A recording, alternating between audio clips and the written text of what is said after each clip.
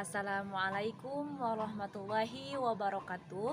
Perkenalkan, nama saya Yuni dari Prodi Pendidikan IPA semester 4 Fakultas Pendidikan Islam dan Keguruan Universitas Garut.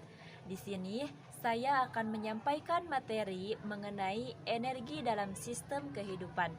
Video ini dibuat untuk memenuhi salah satu tugas mata kuliah e-learning. Semoga bermanfaat. Pada video ini saya akan membahas 3 sub dari materi mengenai energi dalam sistem kehidupan. Pertama yang akan dibahas yaitu tentang pengertian energi, yang kedua berbagai sumber energi, dan yang ketiga makanan sebagai sumber energi. Mobil-mobilan elektrik membutuhkan baterai, dan baterai adalah sumber energi. Kendaraan bisa berjalan membutuhkan bahan bakar, dan bahan bakar merupakan sumber energi.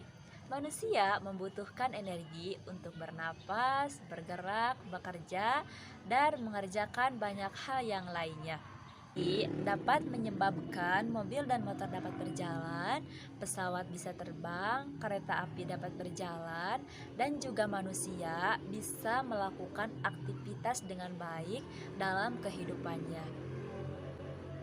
Dengan adanya energi, mobil dan motor bisa berjalan, pesawat bisa terbang, kereta api bisa berjalan, dan manusia bisa melakukan aktivitasnya dengan baik. Energi itu ada di mana-mana. Bahkan tumbuhan dan hewan memerlukan energi untuk melakukan perkembangbiakan.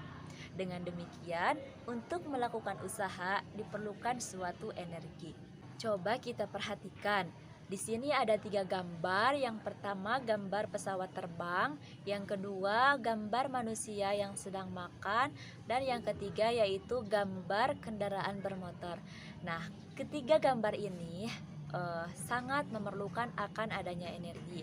Pesawat terbang, manusia bisa melakukan aktivitas, dan yang bermotor itu motor bisa berjalan karena adanya energi. Jadi ketiga gambar ini menunjukkan bahwa ketiganya memerlukan akan adanya energi. Setelah kita mengetahui apa yang dimaksud dengan energi, selanjutnya ada beberapa bentuk energi.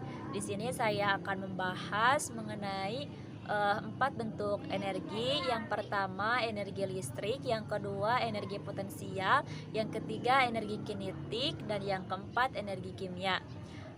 Setelah itu nanti akan dibahas satu persatu mengenai bentuk-bentuk energi. Bentuk energi yang kedua yaitu energi listrik. Yang dimaksud dengan energi listrik yaitu energi yang dimiliki oleh muatan listrik dan arus listrik. Nah, dapat kita ketahui bahwasanya energi listrik adalah salah satu energi yang paling banyak digunakan. Karena apa? Karena energi listrik dapat sangat mudah diubah ke bentuk yang lainnya. Salah satu contoh yaitu gitar listrik. Nah, gitar listrik tersebut tidak akan menyala jika tidak adanya sumber energi dari listrik. Bentuk energi yang ketiga yaitu energi potensial. Energi potensial adalah energi yang dimiliki oleh suatu materi karena lokasi atau tempatnya. Contohnya yaitu buah yang jatuh ke atas tanah. Contoh lainnya yaitu benda yang diletakkan di atas meja itu memiliki potensi gravitasi.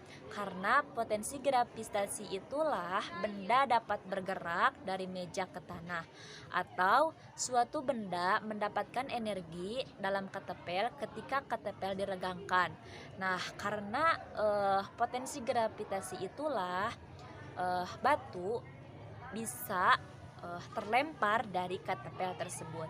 Itu yang menyebabkan mengapa batu bisa terlempar dari ketepel tersebut. Hal itu dikarenakan karena adanya energi dari energi gravitasi atau energi potensial. Energi potensial diubah menjadi energi kinetik selama anak-anak meluncur dari perosotan tersebut. Itu adalah salah satu contoh pembeda antara eh, energi potensial dan energi kinetik. Pembahasan yang kedua yaitu berbagai sumber energi. Apa itu yang dimaksud dengan berbagai sumber energi? Sumber energi adalah segala sesuatu yang dapat menghasilkan energi. Misalnya, panas matahari yang digunakan untuk memanaskan air itu disebut dengan sumber energi.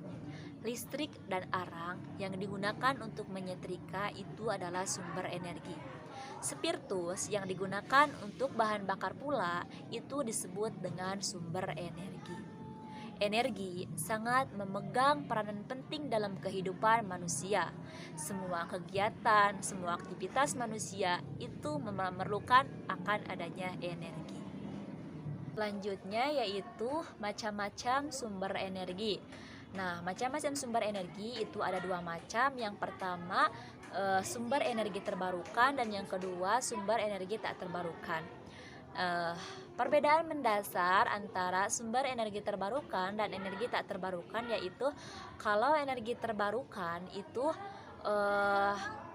suatu sumber energi yang berasal dari alam, yaitu melakukan dengan proses berkelanjutan. Nah, kalau energi tak terbarukan itu proses atau yang dihasilkan oleh sumber daya alam, namun dalam prosesnya itu memerlukan berjuta-juta tahun atau berpuluh-puluh tahun.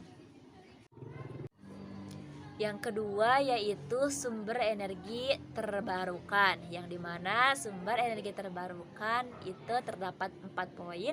Yang pertama energi matahari, yang kedua energi angin, yang ketiga pembangkit listrik tenaga air, dan yang keempat adalah energi tidal. Itu merupakan contoh-contoh sumber energi yang termasuk ke dalam sumber energi terbarukan. Kalau sumber energi tak terbarukan tadi ada dua, yang pertama hasil tambang bumi, yang kedua energi nuklir. Nah, kalau energi tak terbarukan, sumber energi terbarukan itu ada 4. Yang pertama energi matahari, yang kedua energi angin, yang ketiga energi tidal, dan yang terakhir yaitu pembangkit listrik tenaga air. Pembahasan yang ketiga atau yang terakhir dalam video ini yaitu mengenai makanan sebagai sumber energi. Manusia memerlukan makanan untuk dijadikan energi sehingga manusia dapat melakukan aktivitas, belajar, mengaji, berjalan, dan lain sebagainya itu dihasilkan dengan adanya energi. Nah, energi tersebut ada pada makanan yang manusia konsumsi. Jadi, untuk bergerak dan bernapas dan melakukan kegiatan lainnya, manusia memerlukan akan adanya energi. Nah, dalam kesempatan ini saya akan membahas sekilas mengenai zat makanan yang berperan sebagai sumber energi. Di sini ada 3. Yang pertama energi Yang pertama karbohidrat, yang kedua protein, dan yang ketiga lemak. Nah, untuk selanjutnya saya akan membahas satu persatu yang dimaksud dengan karbohidrat, apa yang dimaksud dengan protein, dan apa yang dimaksud dengan lemak. Baik, sekilas tentang karbohidrat, lemak, dan protein, yaitu kalau karbohidrat itu merupakan senyawa kimia yang tersusun atas unsur-unsur karbon. Nah, misalnya itu seperti nasi, kentang, mie, dan lain sebagainya. Nah, kalau yang dimaksud dengan lemak adalah senyawa kimia yang mengandung unsur C, H, dan O. Nah, lemak itu terbagi menjadi 2. Yang pertama ada lemak hewani dan yang kedua ada lemak nabati. Dan yang terakhir yaitu protein. Yang dimaksud dengan protein adalah senyawa kimia yang mengandung unsur C, H, O, dan N. Nah, protein juga itu ada 2. Yang pertama protein nabati dan yang kedua protein hewani. Sekian yang dapat saya sampaikan. Terima kasih atas perhatiannya. Semoga bermanfaat. Wallahul muwaffiq ila aqwamit thoriq. Wassalamualaikum warahmatullahi wabarakatuh.